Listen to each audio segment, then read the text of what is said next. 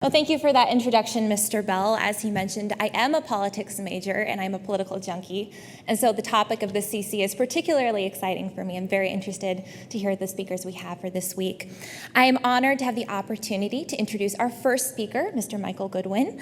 Mr. Goodwin is the chief political columnist for the New York Post. He began his newspaper career at the New York Times, serving as City Hall bureau chief, investigative reporter, and sports media columnist, and later spent 3 years as an adjunct professor at Columbia University's Graduate School of Journalism. Before joining the Post in 2009, he was the political columnist for the New York Daily News, where he also served as executive editor and editorial page editor. In 1999, he led the Daily News editorial board to its first Pulitzer Prize in 58 years for a series of editorials revealing corruption at the famed Apollo Theater. A regular guest on Fox News and Fox Business News, and on numerous radio stations, he is the co-author of Koch, a 1985 unauthorized biography of New York's former mayor, Edward I. Koch. Please join me in welcoming Mr. Michael Goodwin.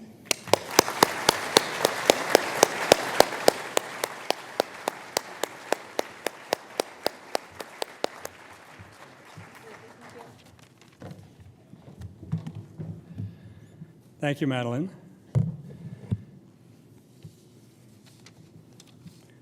And thank you to President Arnn for your remarkable and principled leadership in the battle of ideas. I am blessed and deeply honored to be among all of you here today. This is my first visit to the beautiful campus of Hillsdale, and I must say I was truly impressed by the statues alone.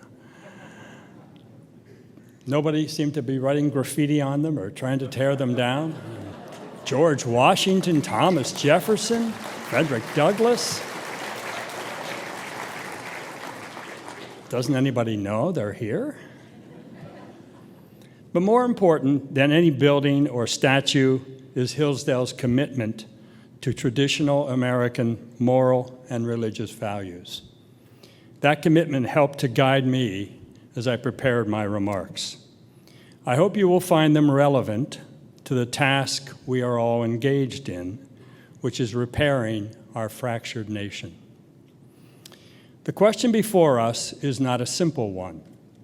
Is real corruption still scandalous? I'll repeat it. Is real corruption still scandalous? It presumes that corruption still exists, and nobody can argue with the mountain of evidence that it does. But the devil lies in the following words. Is that corruption still scandalous? The suggestion is that it used to be, but maybe isn't anymore. My answer begins with a paraphrase of a lecherous former president. It depends on the definition of scandalous. The common definitions are shocking, disgraceful, shameful, abhorrent. My favorite is morally wrong.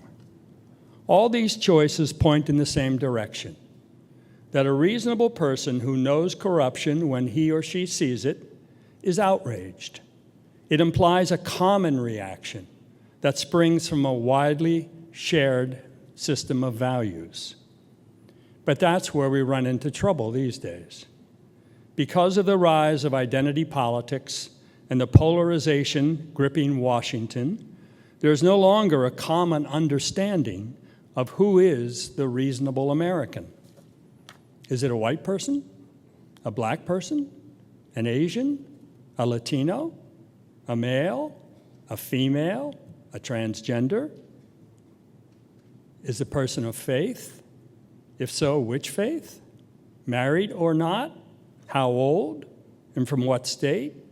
Rural, suburban, urban? What about income? What about education? How about political differences? Is the reasonable person in our test a Republican, a Democrat, a liberal, a conservative, a libertarian?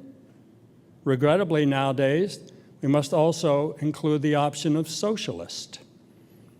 It is a feature of our era that compels us to ask these questions. Every kind of difference has become a fault line, tearing at our shared values. That is the divided state of America today. But that's not the whole story. I want to share with you examples of where real corruption is still scandalous and where it is not, and why that is so. Finally, I will offer some modest proposals about what we can do to help fix our beloved country. I will start with the good news. There are numerous examples where there is a broad sense of shared outrage over corruption. Here's an important one from New York State, where I live. Early in 2015, Sheldon Silver, the Speaker of the New York State Assembly, was indicted on federal charges of illegally enriching himself to the tune of $4 million through abusing his office. Silver held the powerful Speaker position for 20 years and was safe from challenge because Democrats held about 100 of the 150 Assembly seats. Republicans, meanwhile, control the other legislative chamber, the state Senate. 3 mere months after Silver was indicted, the Republican Senate leader, Dean Scandalous, was also indicted on federal charges. The charges against Scandalous were unrelated to those against Silver, but equally infuriating. The allegations were that he had pressured companies and donors to give his son lucrative jobs, some of which were no-show jobs. Young Adam Scandalous, it seems, couldn't hold a real job, so Daddy used his government clout to get him a paycheck and health insurance, if not actual work. As you can imagine, there was a great uproar about the stench coming from Albany. As I wrote at the time, it was a bipartisan stench, and since it involved the leaders of both parties and both houses, it represented a moment of historic venality. Albany is different in all the worst ways, I wrote. Corruption there is not a side gig. It is the heart of the matter. It's a cesspool of self-dealing where almost nothing is done on the merits. Among New York's many taxes, and I'm sure you've all heard of New York's many taxes, there's one that doesn't have a real name, but we call it the corruption tax. It's the one embedded in the cost of living and doing business there because the toll takers are on the take. It was a special moment when both of these two leaders were indicted, and credit is due to Preet Bharara, then the federal prosecutor in Manhattan. He took down the two major players within months and wasn't shy about the fact that he was investigating the third key player in the state capitol, Governor Andrew Cuomo. You've probably heard of him, too. Cuomo, a Democrat like Sheldon Silver, had once called himself, Silver and Scandalous, the three amigos, because they met in a back room, carved up the budget, and decided the fate of all legislation. You see, in Albany, there are no serious hearings or floor debates. There are simply agreements among the governor and the top two legislative leaders. Then the bills are written to confirm the agreements. The late writer Sidney Zion once said that Albany proves there is something worse than partisanship. It's the kind of bipartisanship where it's two parties against the people. This Albany habit dates back decades and is widely ridiculed as three men in a room. And by the way, it's always been three men. But it never changes.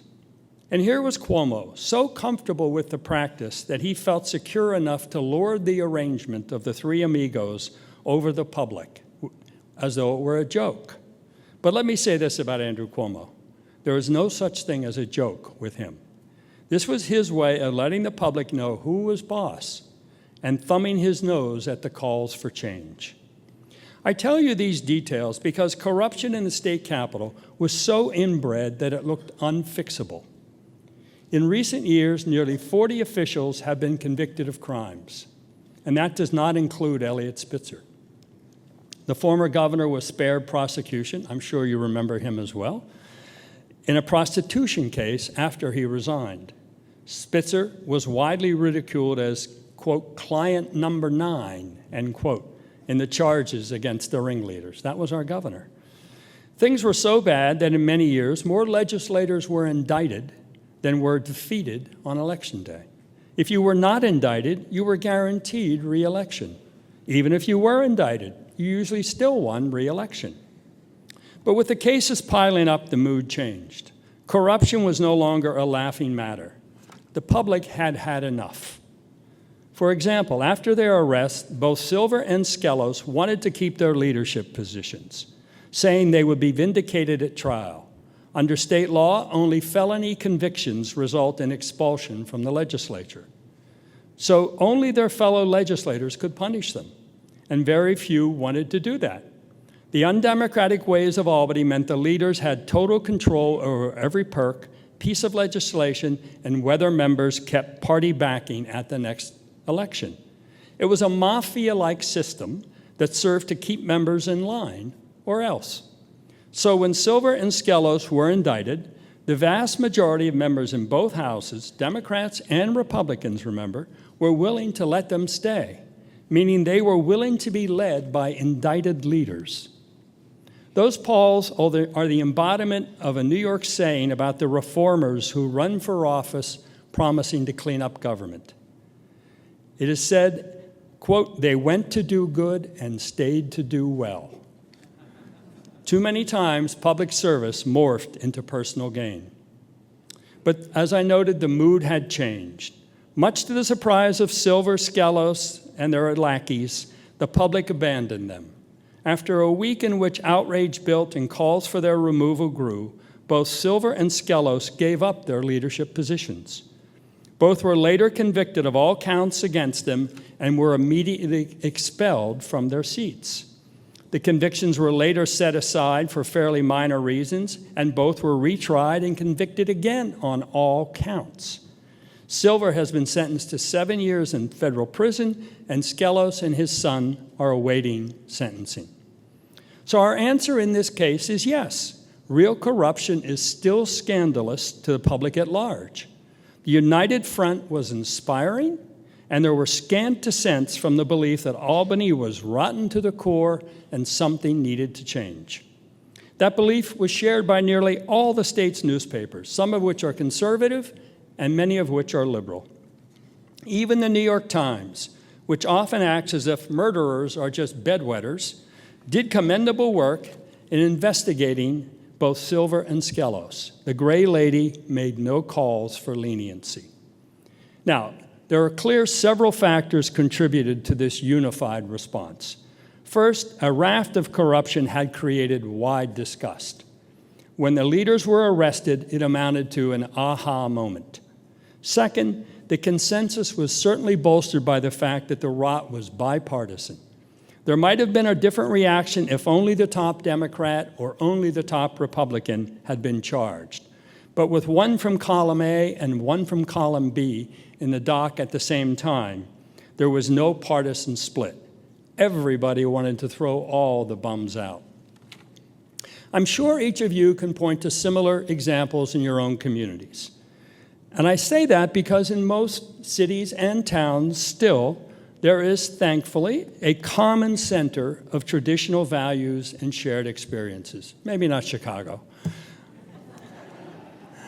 Thus, what I'm about to say would constitute bad news, but it won't be news at all. That unity of shared values does not extend to the nation's capital. In Washington, real corruption is scandalous only when it involves someone on the other team. When it involves someone on my team, it's no big deal. Earlier, I gave you a list of questions about a reasonable person, race and gender and ethnicity and religion and income. There's one that trumps them all, politics. In Washington, fierce partisan loyalty is crushing shared values. If there's a partisan angle to any issue that can be exploited, then it's Katie bar the door. More troubling, what happens in Washington doesn't stay in Washington. The divide is trickling down and infecting politics at all levels. You hear it everywhere. Friends and neighbors, small towns, even families are being torn apart by political differences. No home, workplace, or house of worship is immune, so there must be a sense of urgency about how we respond.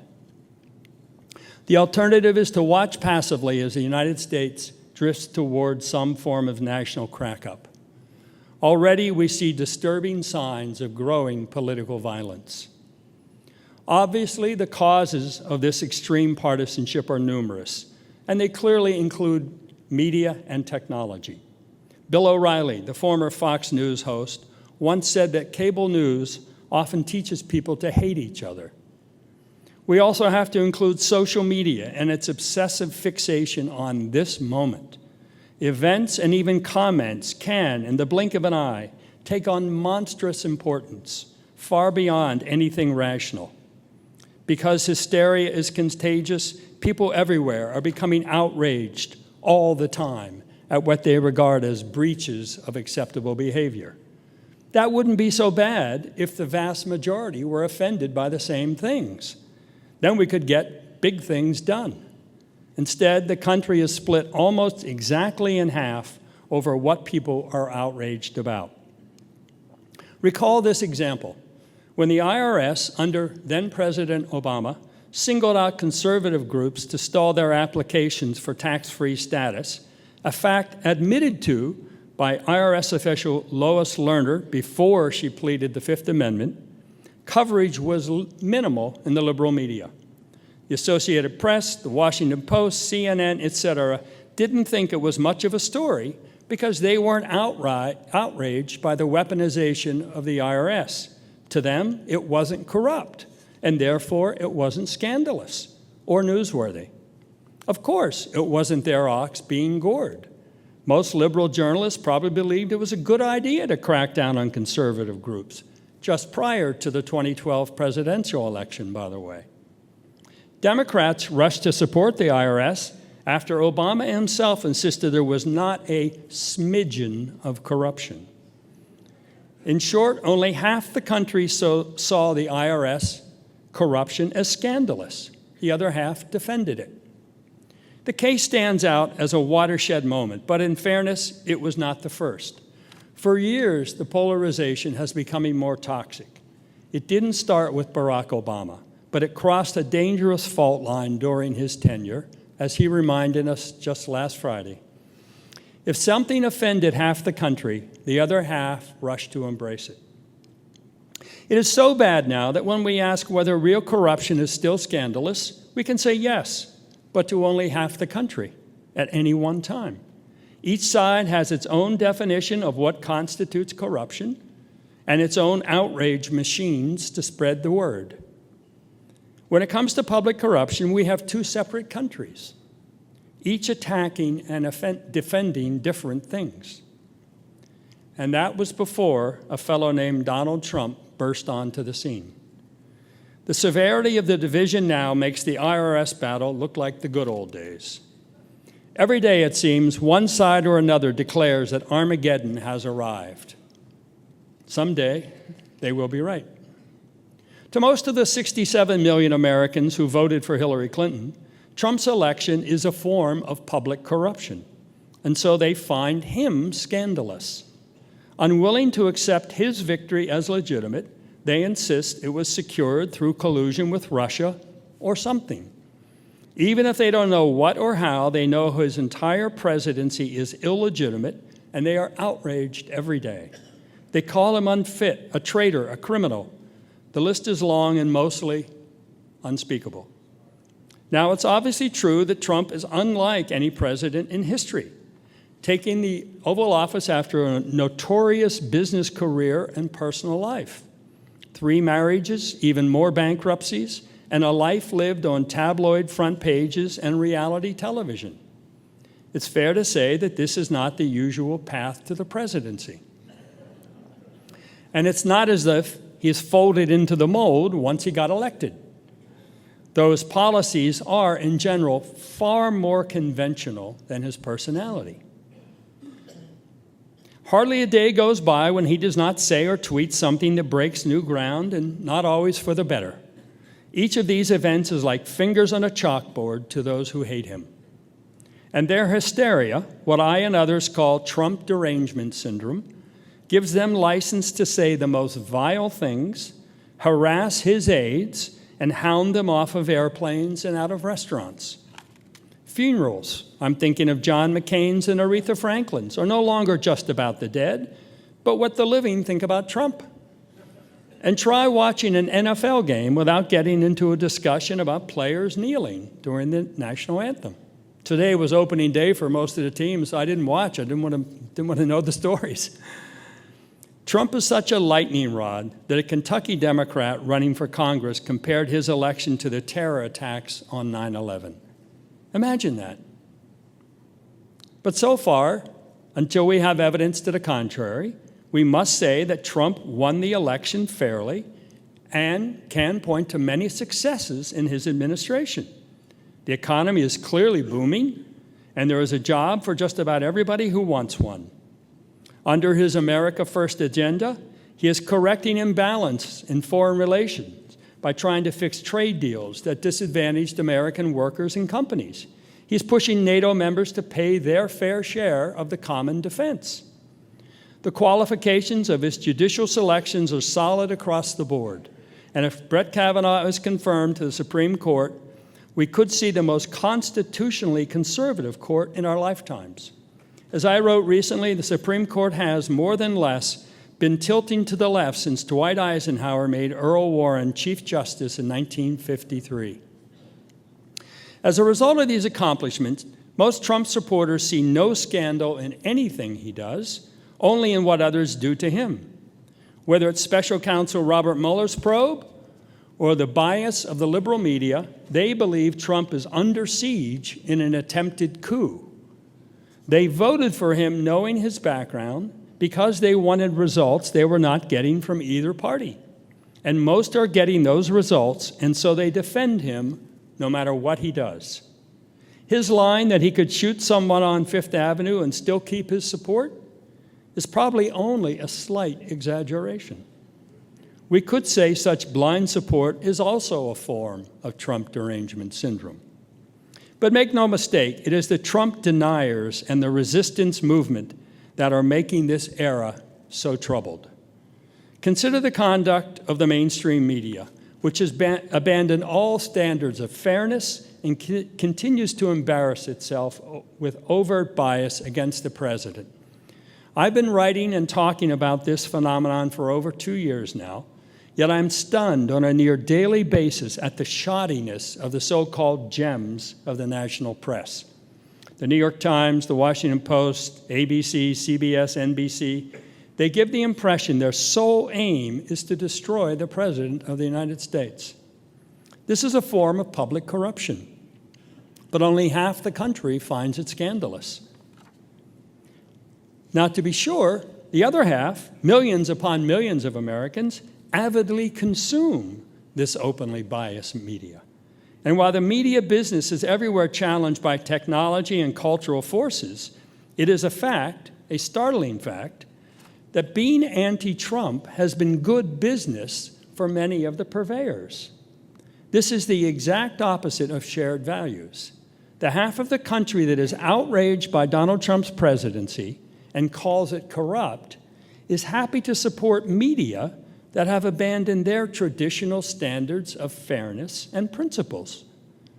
Thus, we must abandon hope that those media outlets will be punished financially for their partisan attacks. There's no business incentive for them to be fair. Even the minimum we might expect, that they would stop using so many anonymous sources and separate so-called straight news from opinion, does not appear likely to happen. Bias is good for the bottom line. Witness the sensation the New York Times created with its anonymous op-ed, said to be from a senior official in the administration. It was a PR bonanza and drew millions of eyeballs to the Times website.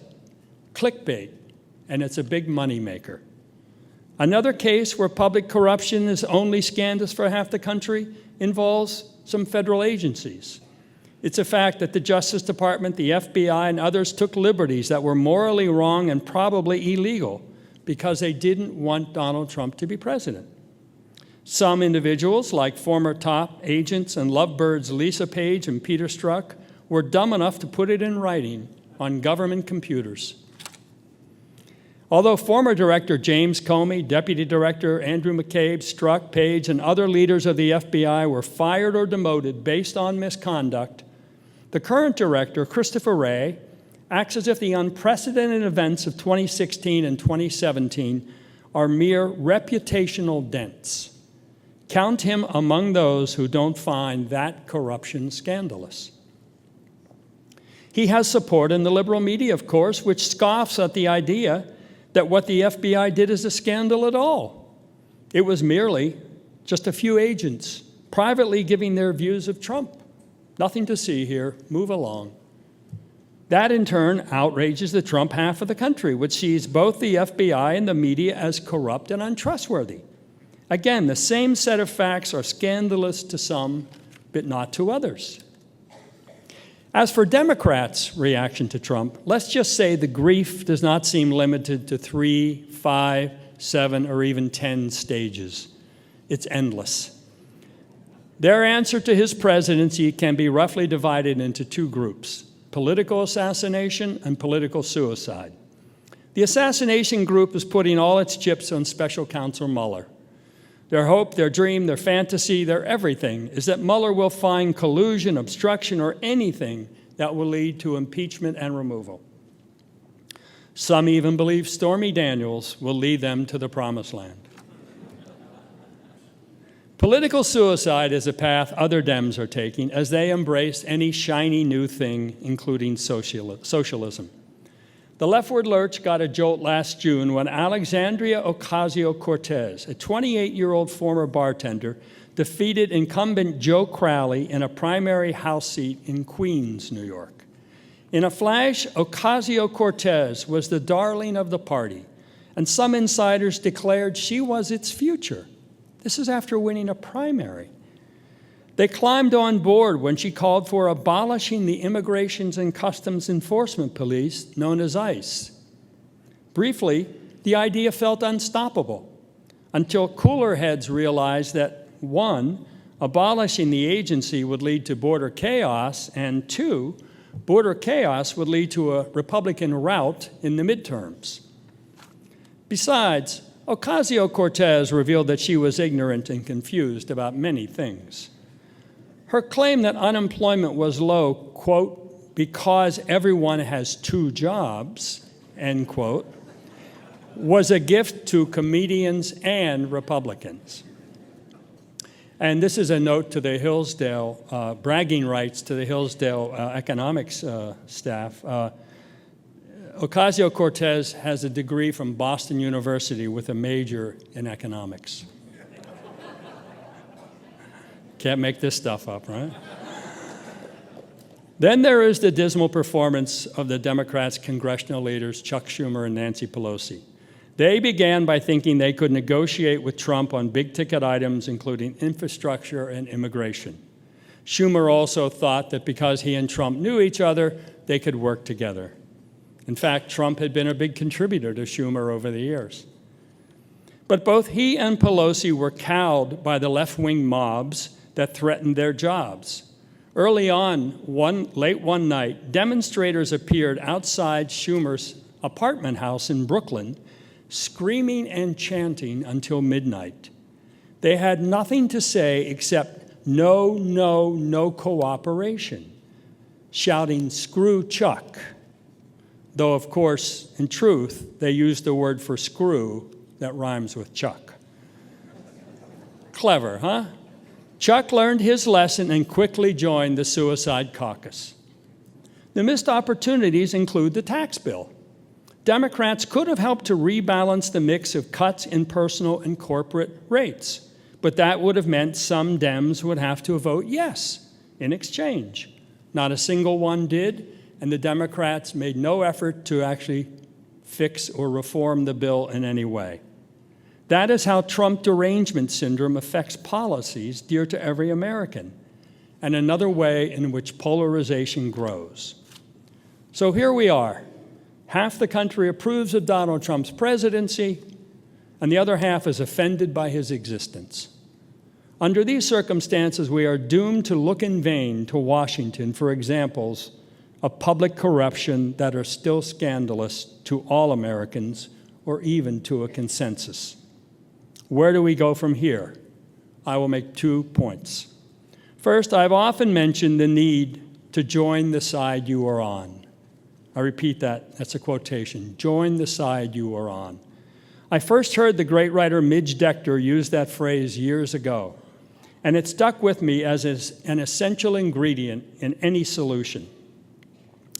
It translates into supporting media outlets you find worthy, especially imprimis, as well as supporting civic groups and political candidates.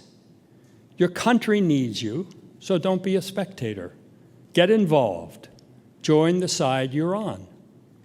Second, and more fundamentally, we must realize that the founders gave us a way out of this predicament.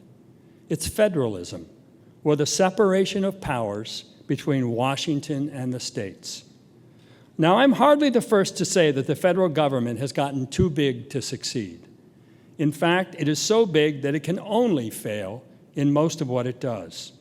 Think about your own reaction when you read about how such and such federal government is rife with fraud, waste, and abuse. You are certainly outraged, but you're not surprised. Unfortunately, your expectation of failure is rational. The core mistake that plays out time and again is that Washington is the font of all wisdom and can solve every problem. The trend is getting worse thanks to technology, which tends to nationalize any controversial event. The proliferation of cameras and videos propels routine incidents onto the national stage in a heartbeat.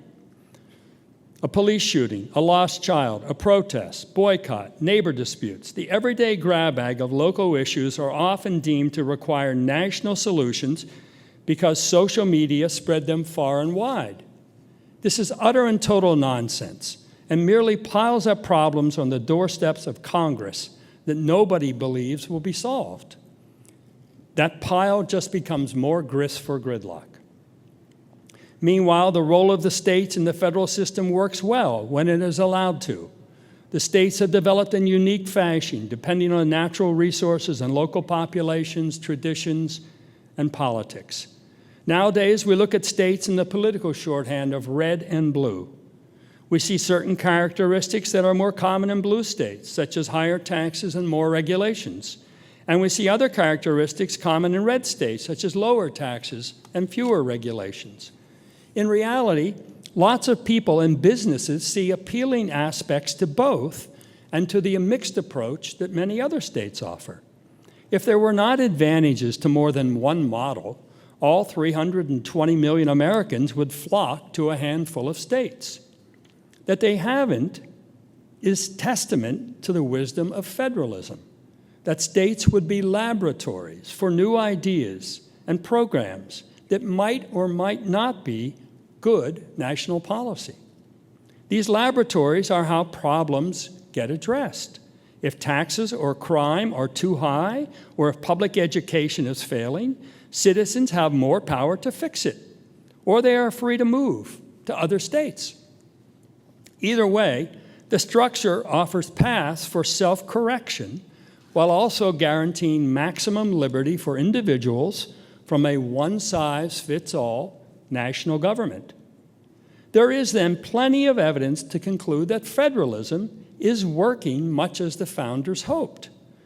The problem is that we don't take sufficient advantage of it, and we've let Washington bite off much more than it can chew. We need a back-to-local movement, and I believe there are lots of green shoots of just such a movement. That is the goal of a group that Tom Coburn, the respected former senator from Oklahoma, is working with. Called Citizens for Self-Governance, it wants a convention to propose amendments to the Constitution that would reduce Washington's authority and impose term limits on Congress. Is there anyone here who doesn't think we need term limits on Congress? Nebraska Senator Ben Sasse, at the Kavanaugh Supreme Court hearing, also gave an excellent analysis of the problem, arguing that Congress has punted too much of its authority to the unaccountable bureaucracy by passing these giant omnibus bills. Containing thousands of pages, they are read only by bureaucrats and lobbyists, who then add thousands of more pages of regulations. This leads to the giant blob known as the administrative state, which in turn leads to endless lawsuits and court decisions and gives judges up and down the line ever more power. Sass cited that unintended and largely undemocratic reality as a reason why the Supreme Court has become such a political battleground and why it is viewed as a super legislature. What we need is a Congress that functions as when it was intended, he argues. These are all good points, but even the optimists among us would admit that bureaucrats and members of Congress will not voluntarily yield the power to spend other people's money. But as with the New York corruption case that I cited, it wasn't the governor or the legislators that took away the leadership spots of the indicted leaders. It was a bipartisan public revolt that changed reality. That's what we need on a national level, and hard though it may be to pull off, I see no other alternative. To his credit, President Trump, despite sending mixed signals on his view of federalism and executive power, has reduced many federal regulations. One of his most significant initiatives is a new environmental policy that proposes to let states regulate coal-burning power plants instead of Washington. It was fascinating to see the instant reaction of bureaucrats and environmental activists. The change, they claimed, would mean 1,400 premature deaths each year. Now, how they could draw such a precise conclusion before the states even had a chance to begin considering what they would do tells you the real agenda. They want Washington to control these things because concentrated power is easier to influence and better for them. Instead of having to convince voters, lawmakers, and governors in 50 states, special interest advocates can set up shop in Washington, lobby a handful of congressional leaders and agency heads, and presto, they get the outcome they wanted imposed on the entire nation. During the Obama years, there was another scam that came to light. The EPA secretly worked up cozy deals with radical activists. The plot had the activists sue the agency, demanding that it take certain actions. Instead of fighting the claims, the agency would settle the suit by giving the advocates everything they wanted. That way, new regulations, sometimes onerous ones, could be imposed without the trouble of getting legislation passed or even going through the public comment period normally required. It was simply a court-approved settlement of the claims. We've had much too much of that in America, and it's choking our economy and depriving generations of opportunities.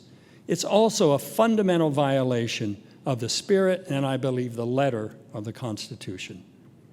One thing we know for certain: we cannot fix Washington by adding layer after layer of new bureaucrats to monitor the ones we have.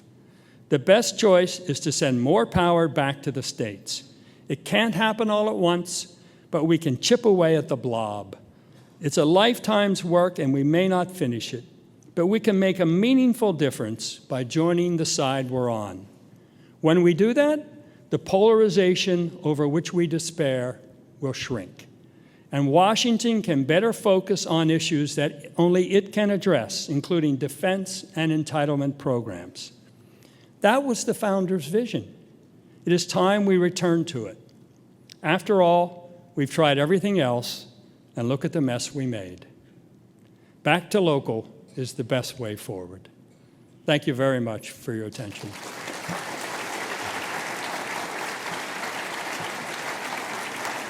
Any questions?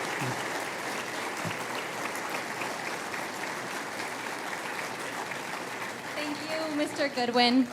We now have time for a few questions. Please Sure. raise your hand and wait for a microphone to be brought to you.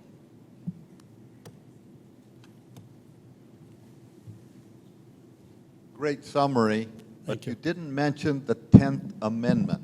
Would you care to address how it may help or hinder? Well, tell me what you're thinking. What's your, how you tell me how you think it would help. It's the perfect example of how we surrendered. but it's the only one of the first 10 amendments that is properly named. It should have been, instead of the Bill of Rights, the Bill of Restrictions on the federal government. So if we take those two things together and say, let us name and use the wording, Congress shall make no law, more often, and say, Founding Fathers were great except, and then say, we the people have surrendered what the 10th Amendment confirmed. Yeah, look, I think that's a reasonable point, but I don't think that that is what's creating this. I think that we are simply now in a period where it's time for a change of culture. This thing is so screwed up. I don't think it's going to be a legal mechanism.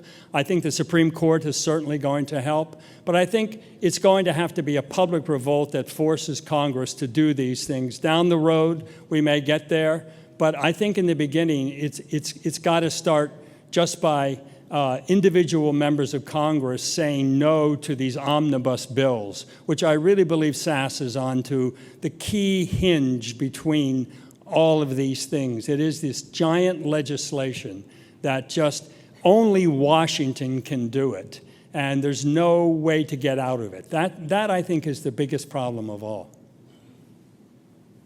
Mr. Goodwin, thank you very much for speaking. Yes. I was curious to hear what you thought of the question you asked at the beginning of this talk. So, in this age of increasing identity politics and political intolerance, who nowadays is a reasonable American? Well, yes. That's the rub, isn't it? What I was attempting to do with the initial, the New York State example is that there are cases and times when it doesn't matter. I mean, New York is as diverse as any state in America, and it's got all of these blue state issues. It's got all of these radical identity politics groups, and yet on this issue, corruption, they were able to come together. And as I said, I think that maybe the circumstances were unique because it had been going on. The U.S. attorney was essentially crusading against it. You had the bipartisanship. So I think that the fracture can be overcome in certain circumstances. But I think that it takes a set of events happening together in that case. And I think in Washington, we cannot overcome it. We have to get out of Washington. So that's where I think that the states these things work in the states. They are not working in Washington at all right now. Yes, could you role play this out for, let's say, conservatives that live in, say, California or Colorado, and it seems that scandals and political oppression by leftists seems to be part of the culture. If you role played that out, the scenarios, would it be, do you vote with your feet? What's going to happen in those areas? I'm sorry, I didn't hear the last... What would happen in those states which are effectively controlled under a federalistic model? They would be controlled by left-wing powers. Yes, as they are anyway, and I think that it would in effect make it so obvious, and there would be no break on it politically, that you would probably have a totally blue state before long. I mean, you've got this effort to secede from the United States since President Trump was elected, and then you've got the separate effort to break California into 3 states. So I think clearly there are conniptions going on in California. I think that if it did become its own country, that would be punishment enough.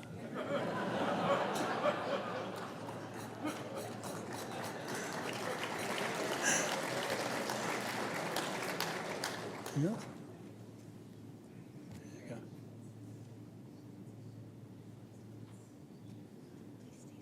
Hey. My name's Jerry Casey. My question involves Illinois, of which I am a former resident. Now I'm a resident of Right. Florida. But the existence of everything that you have talked about in terms of New York has been true in Illinois since Anton Cermak was mayor. And the state legislature, Michael Madigan has been the Speaker of the House for, I believe, 38 out of the last 40 years. Right. They have a supermajority in both houses. How does one bring up the fact that something has to be done like New York? We have the 2-term limit for governor now, 1 term in office, 1 in jail. And it is very... That's a good one. It is very disheartening to an individual who lives in that state to know that their vote means nothing. The first time my vote meant anything nationally was in Florida. I'd love to see what you're talking about in New York happen in Illinois, but I don't know how it can. Yeah. What would you suggest? Well, look, the fact that you no longer live there is one of the things that happens when these things get so bad. And for the life of me, I was both surprised but not shocked when Rahm Emanuel decided not to seek re-election. I don't know how he won the last time, given the murder rates in Chicago. Coming from New York, and I was a journalist all through the 70s and the 80s and 90s, and murder was the fact of life every day. And New York, during the worst period when David Dinkins was mayor, averaged 2,000 murders a year. It now has 300. And that fall off, I believe, was sold almost exclusively to policing, but properly led policing by a mayor, Rudy Giuliani, and then later Michael Bloomberg, who decided this was intolerable. The people, and that's why Giuliani was elected, because the public found it intolerable. Why Chicago re-elected Rahm Emanuel with those murder rates? To me, if that wasn't a crisis, what is a crisis? And so until the public wakes up, some of these states, I think it's going to take, maybe it's a bankruptcy, although states can't technically go bankrupt, but Illinois has the worst of all problems, financial with its pensions as well as murder.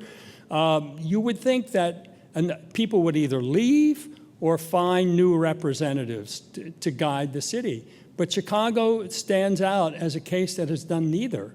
And for the life of me, I can't figure it out. I've never lived there. I've never really worked there. So I don't know what the mood is, but it usually takes a crisis to make a change, right? You think of one-term presidents, one-term mayors, one-term governors. It's always a crisis. It's not just things are bad. It's a sense of you're in a death spiral.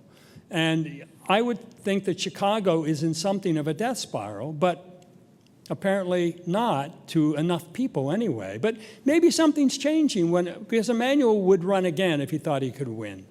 I think he doesn't want to lose, and that would be the end of his career. So better to step off and still have an opportunity for something else. That would be my reading of his reading of what's happened there. So maybe there's a little bit of hope coming. Over here, so you have one here too? Raise your hand again if you had a question, please. Here we go. The mic's coming right behind you. We have a question to the speakers. Right. Okay. My name is Robert Brown, and I have a small business in Toledo, Ohio. And before the EPA, it was a relatively simple business. When the EPA got in, it became a lot more difficult. All the things you had to do to compete, and it absolutely is ridiculous. How can the EPA keep on being such a streperous type division of the government? That's number one. And number two, the Department of Education is certainly much better left to the states and should be done away with in the federal government. Yeah, look, I think the EPA, forget created by Richard Nixon or under Richard Nixon, before, because there were crises of clean air and clean water. The Cuyahoga River, I recall, in Cleveland, caught on fire, and that sort of thing was happening. But I think that clearly it has become now seized, or at least it was under the Obama administration, seized by what most of us would regard as radicals, that they wanted to expand the power so that they controlled what happened to every piece of land, everything that could possibly harm the air or water, without regard to people's livelihoods, to the cost of all of this stuff. I mean, even though they're mandated to include the cost in any analysis, they just get around it. And these legal settlements that I mentioned, I mean, that was amazingly notorious what they were doing. They would cozy up to the radical activists on the outside and basically say, why don't you sue us? And we'll give you what you want, because we want it too, but we just can't get there the normal way. So that end run around democracy is what big government loves to do. I mean, the same with secrecy, right? Big government loves secrecy. It thrives on it, because the less you know, the better it is for them. So I think there are a lot of these things that come together. Education, I'm of two minds. I think there is a role for the federal government, but I think it's clearly overstepped that role a long time ago. But at the EPA, same thing. There's a role, but they've clearly overstepped it. So I think getting these things right-sized, again, I think Sass, whom I'm not a fan of in general, Ben Sass, but I think he's got a really good idea. I think he stated it very clearly at a right time, that this is why the Supreme Court has become such a nasty political battleground, is because Congress is not doing its job. We have time for one more question. Over here, I think. Yes, I'm Bob Kay from Austin, Texas. How do you view gerrymandering as a sustainer of the divide in our country? I'm sorry, say the name again? Gerrymandering. How do you view Oh, gerrymandering? I mean, gerrymandering. I don't know. What's he running for? You know, I am confused about gerrymandering, because it, of course, goes way, way back. But there is a certain amount of it that's required by the courts in order to give minority representation. Now, I forget the exact number now, but there is a belief that for a non-white person to be elected in a minority, in a district, it has to be something on the order of 55 or 60% minority. I forget what it is now. I think it's somewhat varied over the years. And so what you will see, for example, and I'm familiar with New York, there is a congresswoman on the named Nydia Velázquez, whose district encompasses parts of Manhattan, the Bronx, and Queens, in order just to find every Hispanic surname they could. Now, this is clearly a violation of compact and contiguous, which is what districts are supposed to be. But it is done under the court's rubric to guarantee minority representation. So as a result, there are fewer Hispanic surnames in other districts. I mean, it just has all these ramifications that I think make no sense. So if we're going to allow gerrymandering for race, then we've already created, I think, a lopsided playing field for everyone else. So either gerrymandering is okay or it's absolutely verboten. I think the court needs to make up its mind on that. Thank you. Thank you all.